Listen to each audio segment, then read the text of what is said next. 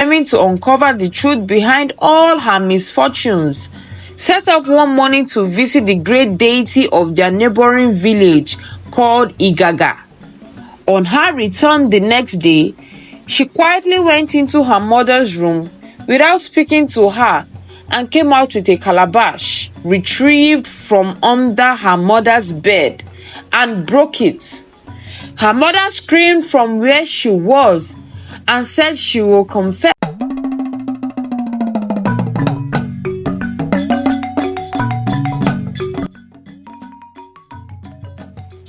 Long, long ago, in a beautiful community, there lived a wealthy and respected man who was well known round the community.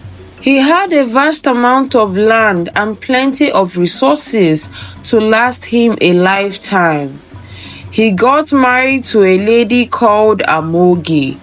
Amoge was a very beautiful maiden who every young man wanted to marry, but she knew the kind of person she wanted as a husband. Amoge got married to this wealthy man, and not long thereafter, his finances went down and he became a pauper. As life became hard for him, this once wealthy man passed on and Amoge became a widow. She had 3 children for him before he passed.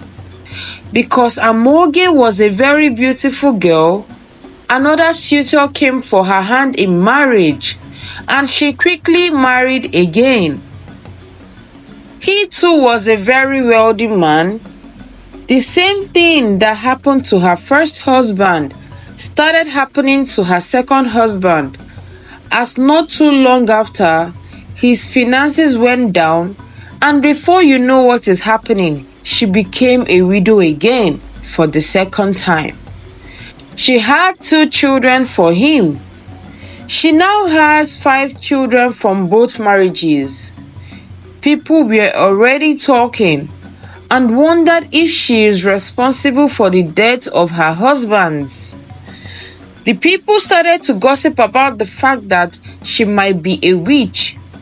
How is it possible that 2 wealthy men who approached her for marriage within a short time ended up dying as paupers after marrying her? After a while passed, a certain wealthy man, Emeka, took interest in Amoge and wanted her to be his wife. His family members were against him getting married to her, but he was so adamant and refused to listen to what they had to say. He said she was just a victim of circumstance, and that's all. They asked him to explain how 2 wealthy men who married her ended up losing everything they had and still lost their lives in the process. He said it could be a coincidence. He was adamant on his choice and went against his family wishes to marry Amoge. It was no surprise that Emeka's family hated her already and warned her that nothing should happen to their son. If not, they will deal with her without mercy. Amoge was sad and worried most times and prayed to God that she doesn't lose her husband again. After some years, Emeka's finances started to drop, and before they knew what was happening, Emeka dropped dead. This broke Amoge's heart and that of Emeka's family, who were not ready to let the matter drop like that. They insisted that Amoge would have to prove her innocence in the death of their brother. They further insisted that she has to prove that she wasn't a witch. To prove her innocence, she will have to drink of the water used to bathe the corpse of her late husband and equally spend the night with him in the same room. Amoge cried in her mother's arms as they both pleaded to Emeka's relatives to show mercy, but their pleas fell on deaf ears. Amoge had to do as they asked. She drank of the water used in bathing her husband and spent the cold night with her husband's corpse. While in the room with him, she couldn't sleep a wink. She was so scared and at the same time heartbroken just having to see the lifeless body of her husband. She just cried all through. The next day, they went to check on her, hoping she didn't survive the night. But to their disappointment, she did. She was declared innocent. However, no one wanted to have anything to do with her and her 6 children, 4 girls and 2 boys, as she just had a son for Emeka. Amoge had to train her kids all by herself up until they were all grown up and the females were ripe for marriage. However, because of the stigma which Amoge carried about, being accused of being a witch for the untimely deaths of all her husbands, who all died poor despite being rich when they married her. For this reason, no one wanted their sons to marry her daughters, and no one wanted to give their daughters out to marry her sons. Not so long after, one of her daughters got pregnant for a man who promised to marry her, but did not end up marrying her. The child died on his 1-year birthday. Not so long after, another of her daughters took in and got pregnant for a man who wanted to marry her, but died on his way to perform the customary marital rites. Everyone in the village began to wonder what was happening in their family, and Amoge took the courage one day, without telling her mom, to go meet a seer. The seer, after his consultations, told her that her problem lies in the hands of her mother, that only she can tell her what exactly is happening in her family. She confronted her mother, and her mother told her she doesn't know what she is talking about. She asked her mother again, what is going on in her family?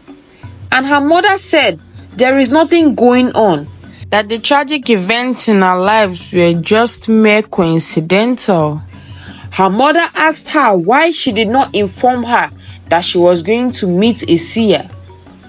Amoge left her mother while she was still talking and walked into another room angrily. Amoge, determined to uncover the truth behind all her misfortunes, set off one morning to visit the great deity of their neighboring village called Igaga. On her return the next day, she quietly went into her mother's room without speaking to her and came out with a calabash retrieved from under her mother's bed and broke it. Her mother screamed from where she was and said she will confess.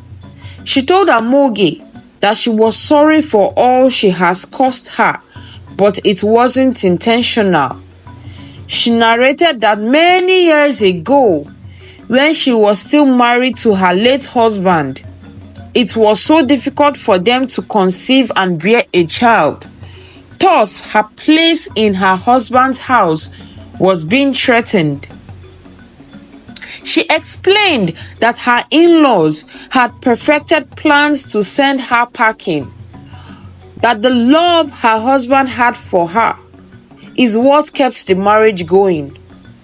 She became desperate when she learned that her mother-in-law wanted to bring in another woman for her husband to marry. Her friend told her of a place to go and that all her problems will be solved. Little did she know that her friend was taking her to a witch's coven for initiation.